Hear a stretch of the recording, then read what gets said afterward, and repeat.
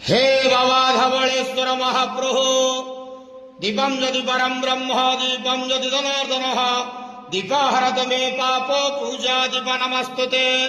आहे धवळेश्वर महाप्रभु संसार सुखी रखंतु। आज शुभ शनिवार चैत्र पूर्णिमारे समस्त श्रद्धालु भक्त मानक आश्रीपद करंतु। समस्त श्रद्धालु भक्त मानकर मनस्कामना पूर्ण करंतु। कर्म चतुर्नदि करंतु। ग्रहरिष्ट खंडन करंतु। जगतर मंगल करंतु। विश्वर कल्याण करंतु। आपणकर नाम विख्यात करंतु। सेवकर डाक श्रवण करंतु। समस्त गुवसा भक्त मानकर मनस्कामना पूर्ण करंतु। महाप्रभु धवळेश्वराय नमो नमः। संसार सुखी रखंतु आनंद गेवार हरि बोलो। आज शुभ शनिवार चैत्र पूर्णिमारे समस्त श्रद्धालु भक्त मानक आश्रीपद करंतु आनंद गेवार हरि बोलो।